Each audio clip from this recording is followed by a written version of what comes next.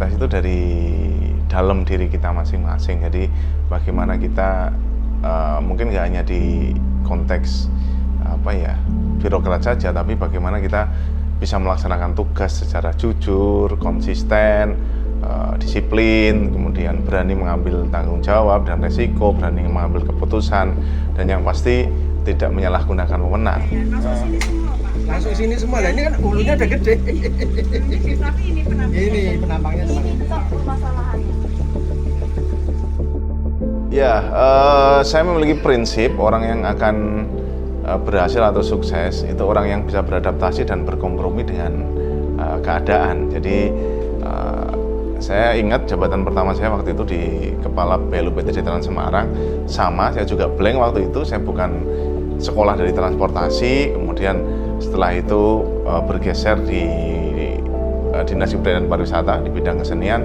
Sama, saya juga nggak punya basic seorang seniman atau apapun itu, dan sekarang pun bergeser lagi ke wilayah di Gajah Mungkur sebagai camat, dan sama saya juga belum punya basic selama jadi ASN mulai 2006 dari kewilayahan.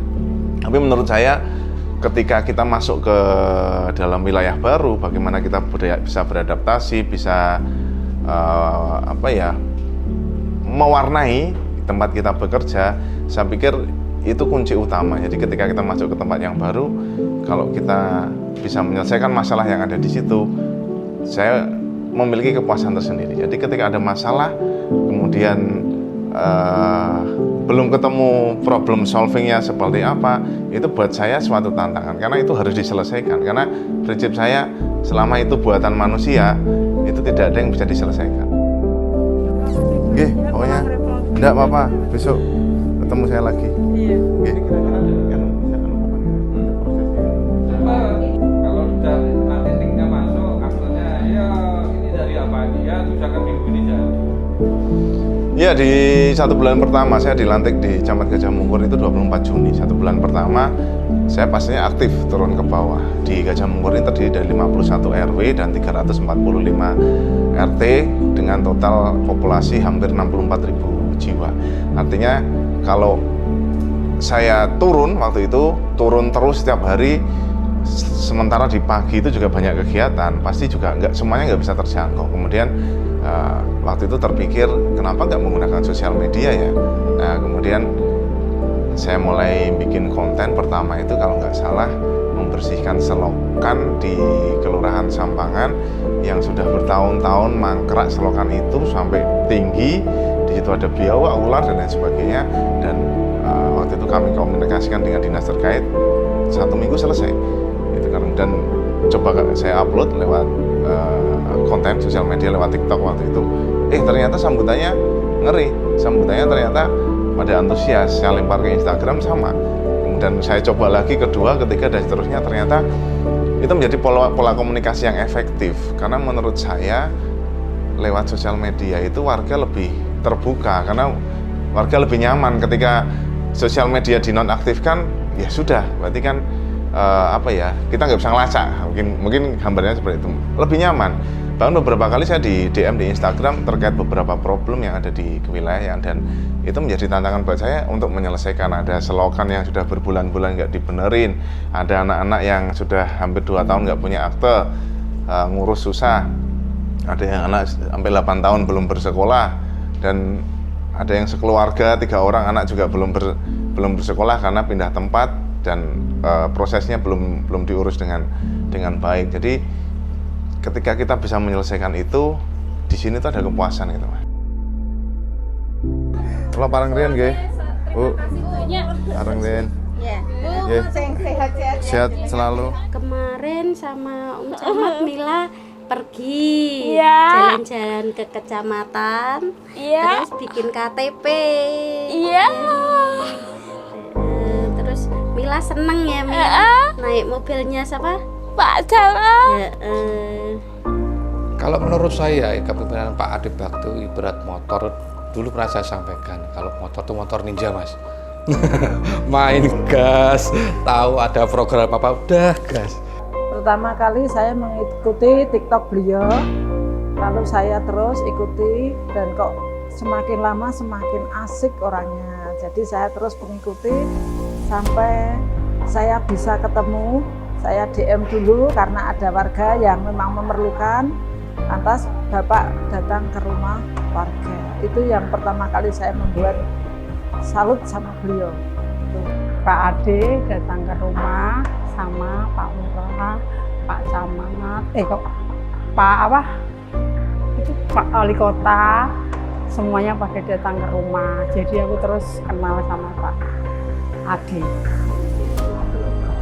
Dalam rangka saya dititipi anak, tapi orang tuanya lepas. Terus saya minta bantuan.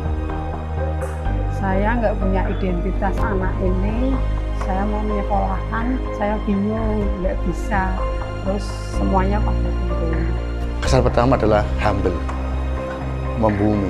Itu yang pemimpin jarang dimiliki oleh pemimpin. Salah satunya Pak Ade tadi. Nah ini saya terkejut, kok saya diberi nomor ini, nomornya Pak Camat, kok tahu-tahu menghubungi saya.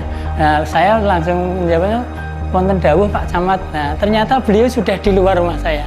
Ternyata beliau tahu permasalahan saya, bahwa saya sudah melaporkan ke PU bahwa talut di depan saya ambrol. Nah, itu yang menjadikan saya benar-benar haru karena gercepnya Pak Camat sehingga talut itu segera teratasi, karena malam itu juga survei dan paginya didatangkan material dan dikerjakan. Itu yang menjadikan kesan saya, Pak Camat benar-benar hebat, gercep untuk warga Gajah Monokor, khususnya di Benda Dhuwur.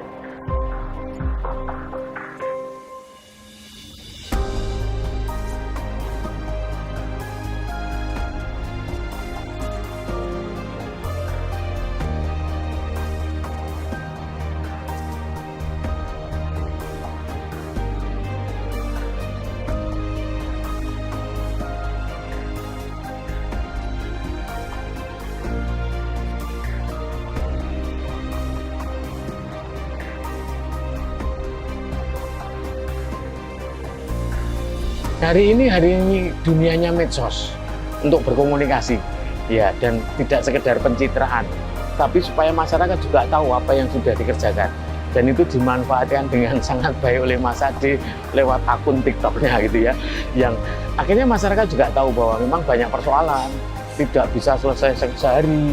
Itu bentuk komunikasi yang sangat bagus gitu ya. Oh, pengalaman pada saat Prajab, saya ajak naik dia lompat pagar.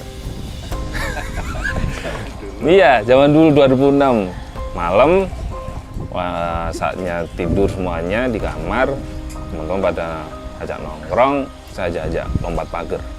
Yuk, pagar, lompat pagar. Mau dia. Setelah sekian lama ya, belasan tahun itu hampir 16 tahunan lah ya, lebih lah. Nah itu ya, kalau menurut saya ya memang ada perubahannya ya. Kalau dulu kan masih muda, masih ya mungkin temperamen, masih belum bisa mengendalikan diri. Kalau sekarang saya lihat sudah lebih matang lah ya, itu. Gesit Mas, kalau muda saya Mas, itu muda. Jadi kalau misalnya maaf dalam seorang pemimpin yang muda itu biasanya ya dari pola pikir, tindakan, tapi tidak semuanya. Tapi kalau saya melihat Pak sosok Ade Bakti itu benar-benar terbukti Mas, dari apa yang beliau sampaikan, beliau juga tindai. Contohnya begini Mas, saya kenal Pak Ade Bakti beberapa kegiatan di sosial kebencanaan. Waktu saya itu dekatnya itu sama Pak Ade Bakti waktu ada gangguan monyet liar.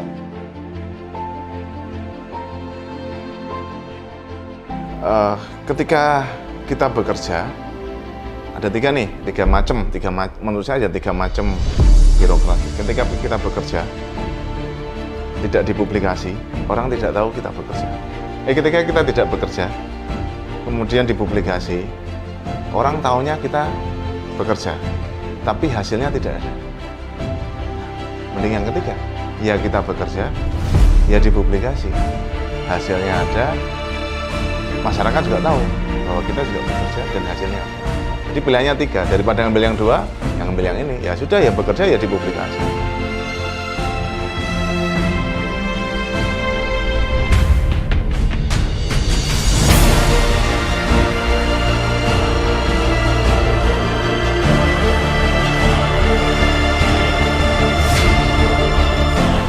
Urip kudu urup tadi, itu kan filosofi Jawa ya. Urip itu kudu urup itu nyala. Kalau kita nyala berarti menerangi berarti kita bermanfaat. Kita harus menebar manfaat sebanyak-banyaknya dengan kehadiran saya di Gajah Mungkur. Kemudian kalau inovatif ya pastinya tadi dengan, kalau kita hanya bekerja saja, tidak diimbangi dengan ide-ide kreatif dan lain sebagainya, saya pastikan ya gitu-gitu aja, monoton. Kalau yang terakhir jabatan hanya aksesoris, ya itu saya coba mengingatkan diri saya bahwa saya tuh adibakti gitu. Ketika saya diberi jabatan apapun ya ini saya adibakti. Jadi itu hanya aksesoris saja.